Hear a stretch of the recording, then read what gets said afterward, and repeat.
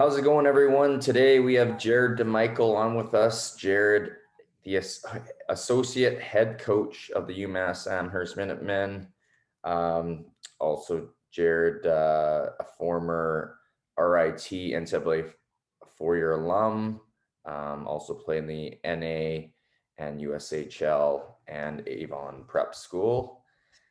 Jared also picked up 2 years of pro hockey, playing for Hershey Bears, South Carolina Stingrays, Elmira Jackals, and Chicago Express. And he started his 9-year coaching career with Nazareth in the D3. Spent time at St. Lawrence University, and now currently with UMass Amherst. Thank you very much for coming on today. Oh, thanks for having me, Brandon. I feel like old as dust when you go through that resume there. It makes me feel a little bit old here. Yeah, I got a great resume, and as we've been talking, you got a long journey, which is great. Bring a lot of knowledge and experience to the table for all these viewers. So as a coach, what would you like to share with throughout the hockey journey with the players, parents, and coaches? Yeah. No, I mean, I think the first thing I would probably touch on is, and you see it a lot right now where parents and kids are so worried about being on the ice all the time, every day, 365. And obviously at the Division I college level, like, we want kids that are super highly self-motivated and driven. But I think there's something to be said to focus on the off-ice training, focus on working with a skills coach. It's not all about playing in as many games as possible and getting as many eyes on you as possible. Like, sometimes it's really valuable to just take a month of just working on skills and not playing in any games, or in the summertime, really focus on your training. And this is when you're getting older, when you're 16, 17, 18 years old, 19 years old, when you're getting into junior hockey and into college.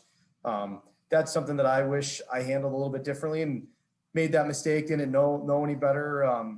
When I went through it, like, I was just on the ice every single day, trying to play in as many games as possible. Thought I had to go to this, go to that to get noticed. And didn't really change my ways until I got to college and realized, hey, like, taking some time off from games is going to help my body and even my mind kind of get refocused and get me remotivated for the game. And getting in time with a really strong strength and conditioning coach helped me personally, where I was a late bloomer. I was underdeveloped. But even still, taking time off the ice, like, I thought that really helped me get stronger and be more explosive when I got back into it. So that's just something I see. And we do that with our players now and our committed guys. We're like, hey, like, there's nothing wrong with taking June and May just to focus on your weight training. And then if you want to slowly ramp things up in July and August, obviously nowadays there's some really good skills coaches out there. And Brandon, you do an elite job of that. And obviously you were super highly skilled player. So, like, it's awesome for kids to have the opportunity to train with people like you. And we like it when our guys go home and they work with a skills coach. Obviously they don't need to be working on their neutral zone forecheck and blocking shots. Like, obviously that's a skill to block a shot, but there needs to be some skills, whether you're working on your edge work or shooting in stride, underhandling pucks, being elusive. All those things are really, really important. And you can't work on that if you're just playing games all summer long, 365. So that's probably the first thing I would touch on. Like, the next thing, and it's really hard nowadays, but parents get really, really involved. And obviously, I'm a parent. I have a daughter. Got another one on the way here. Don't know the sex yet. Keeping fingers crossed. We'll see what happens. But like, you obviously love your child, but there's nothing wrong with just letting your child do their thing. And there's nothing wrong with letting them fail. And I'm learning that now as a dad. When my daughter, whatever, falls or runs into something, like, the first thing I want to do is help her. But it's the best thing for her to face some failures, to make mistakes. And I think that's something I was really lucky with, that my parents weren't hockey people, but they love me to death, super passionate, were willing to do anything for me, but they didn't know about playing for this team or that team. And they were never worried about the next step. Like, they just wanted me to have fun. They wanted me to compete. They wanted me to have a good attitude. They wanted me to bring a strong effort every single day. And it worked out for me. And I think that can worked for a lot of kids, where I feel like nowadays parents are like, oh, I got to get little Johnny on this team and he's got to be seen by this coach, and little Johnny's in bantams, what midget team or what junior team he's going to play for. Like, hey, like little Johnny's on the bantam team, just focus on the bantam team and have him be the best possible player that he can be on that team. Because when you're worried about next step and you're time traveling and worried about things down the road, like that's when you can get lost. And it's cliche now when everyone talks about stay with the process and focus on the now. But when you talk to the elite players of the world, like that's how they handle it. I mean, over my shoulder here, you can see Cale Makar, like him and his family are a perfect example of it. Like Cale was never in a rush. Like he was never looking at the next step. All he cared about was today, how can I be the best player, the best person, the best human being, the best teammate that I can be today?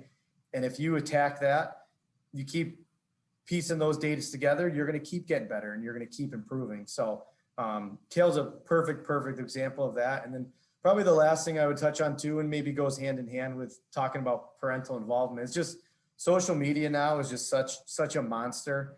And it can be used in a good way. It can be used in a bad way. Like I think social media can be used in a good way where there's a lot of good information, a lot of good sources. I think, Brandon, you put out some really good information that's helpful to players and the families. So use those things. But I think sometimes social media can be a negative where people are looking at that like, oh, whatever, Timmy over there, Timmy's not as good as my little Johnny. Like, why is he getting this? And there's this article about him on this website and he's 4-star rankings and he should be 4.5, and all these things come into play where really like none of that matters. And you should just worry about yourself and how you can become a better player, how you can be a better teammate.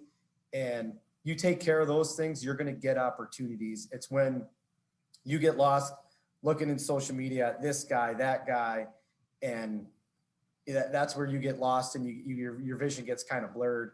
And we see it with our players. Our players, like the ones that are very rarely on social media, or they don't even have it. Like they're for me, for those are special people. And I think it's hard to not look at your phone. We're glued to our phones all the time, but you're not gonna win and lose hockey games, and you're not gonna get better as a player staring at your phone. You're gonna get better putting in time on the ice, in the weight room, taking care of your body, finding ways to improve, and even taking a break and being a kid and going to play golf or playing soccer or playing racquetball or lacrosse, playing different sports, especially for the younger kids.